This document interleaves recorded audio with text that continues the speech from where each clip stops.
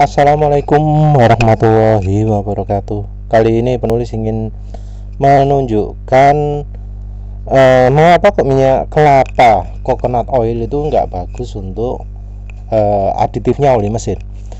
Jadi kita bicara pemakaian minyak goreng sebagai oli mesin dulu. Penulis selalu rekomendasi 10%. Alasannya karena motor manual 10% itu aman ya, jadi nggak bikin slip kopling. Ini tentu merek-mereknya tertentu, nanti merek-merek akan disebut kemudian. Terus kalau terlalu banyak juga akan terlalu encer karena KV 100-nya kekentalan kinematic viscosity di suhu 100 derajat Celcius sekitar 7 sampai 8 CST. Ini hampir lebih dari separuh dari kekentalan oli. Kalau yang 10W40 mungkin sekitar 15 CST, yang 20W50 sekitar 18 CST, yang 10W30 sekitar berapa? 12 CST, sekitar segitu ya. Terus apa mana? Kalau daerah dingin makanya bisa pakai lebih banyak atau memang harus pakai lebih banyak, dan penulis tidak rekomendasi pemakaian 100%. Dan merek-merek ini dari rekomendasinya Bro Aksan Arya atau Bro Tangan Besi ya di YouTube. Merek Sania, Parco, Dorang, Fortune, Tropical, Kara, Mazola, Duco, Tropicana, Borges, Aurelia, Golden Bridge, Resto, Carrier, Restoris, Family Choice, Lily, Kroger, dan yang merek curah dan yang curah ya.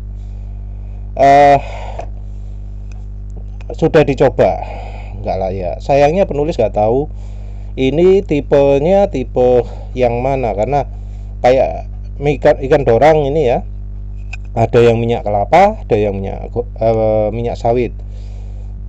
Terus Tropicana ini juga macam-macam minyaknya. Mazola ini macam-macam. Ya penulis nggak tahu, nanti ya mungkin Beraksandaria bisa kasih keterangan mungkin ya. Terus ini yang merek yang direkomendasikan adalah Sabrina, Sedap, Vilma, Bimoli, Freshwell, Kunci Mas, Rose Brand, Sunko. Yang ini yang sudah dicoba dicoba dan memberikan hasil yang baik. Ini kayaknya sudah urut mana yang paling baik dulu kayaknya. Terus Bro Sanaria juga menyebutkan ada angka kandungan gizi di minyak goreng dengan kecocokannya sebagai aditif. Jadi dilihat dari angka informasi nilai gizi itu disebut bisa menentukan minyak goreng itu layak jadi oli mesin atau aditif oli mesin atau tidak. Namun sebelum itu penulis jelaskan dulu lemak minyak goreng itu ada biasanya ini minyak jenuh ada dua sebenarnya, palmitic acid dan stearic acid. Di minyak goreng ada dua ini, palmitic acid dan stearic acid. Stearic acid ini biasanya sangat kecil, kurang dari 5% jumlahnya. Yang mayoritas adalah palmitic acid. Jadi kalau disebut minyak jenuh itu lebih mengacu ke palmitic acid. Terus ada minyak tak jenuh tunggal, ini mengacu ke oleic acid atau disebut juga omega 9. Minyak tak jenuh jamak, ini linoleic acid atau omega 6. Terus minyak tak jenuh jamak ini alpha linoleic acid omega 3. Jadi ada omega 3, omega 6, omega 9. Ini yang kandungan yang perlu kita perhatikan paling utama. Stearic acid ini fungsinya kecil walau pelicinnya bagus. Oh ya, stearic acid ini punya kelemahan, makanya kalau banyak justru nggak bagus. Kelemahannya adalah viscosity index sangat rendah. Dia itu mudah mudah menguap, tapi ya mudah beku juga. Jadi viscosity indexnya sangat kecil. Makanya stearic acid ini nggak begitu cocok kalau jumlahnya banyak. Jadi jumlahnya butuhnya sedikit. Dan ini tiga ini stearic acid, oleic acid dan linoleic acid bisa jadi aditif. Dan ini contoh pengujian flatware scar-nya ini.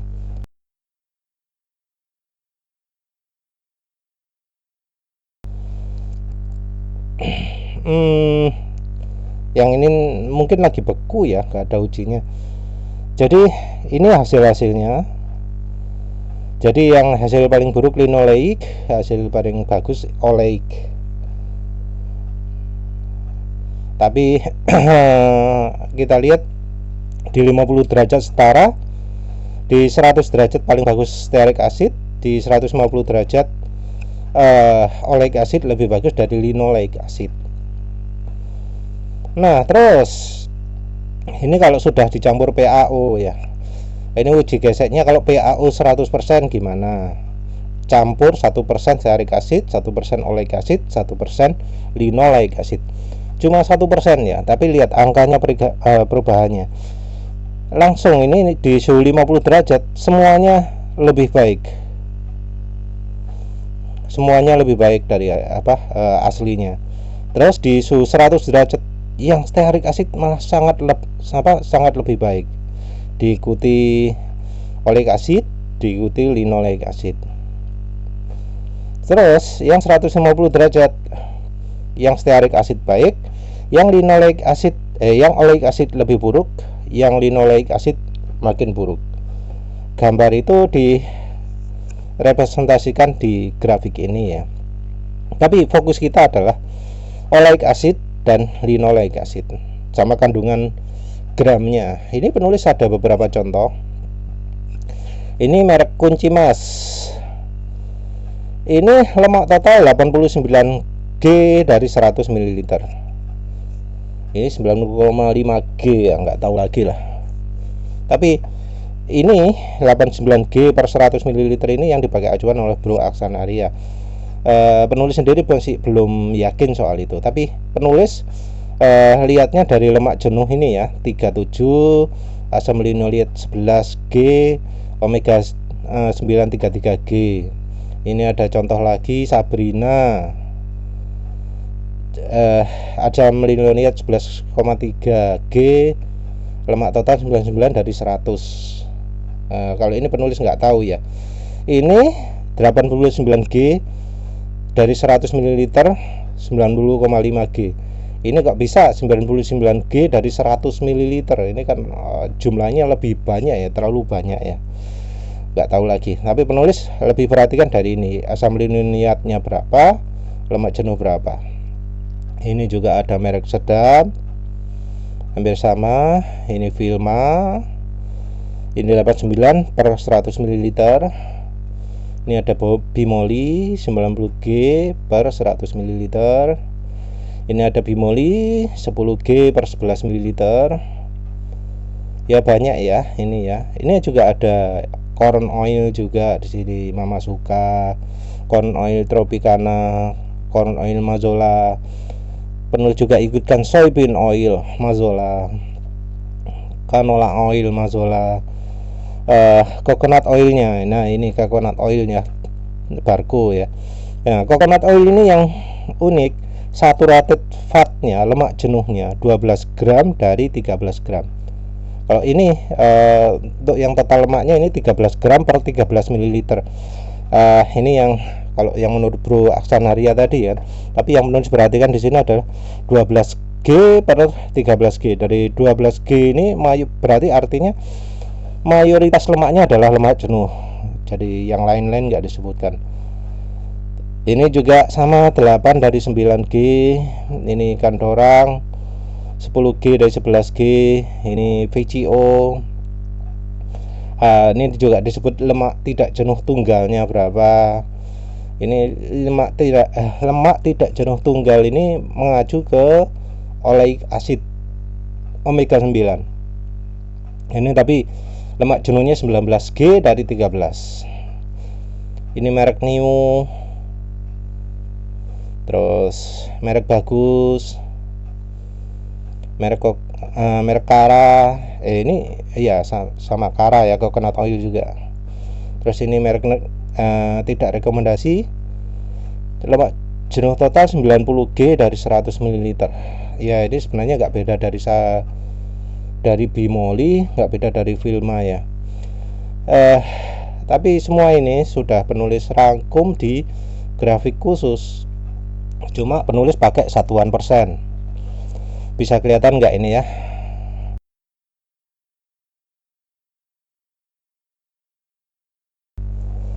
eh ini ada beberapa merek, ada Sinar Mas, Kunci Mas, Vilma, Sabrina, Sedap. Ini penulis rubah jadi persen.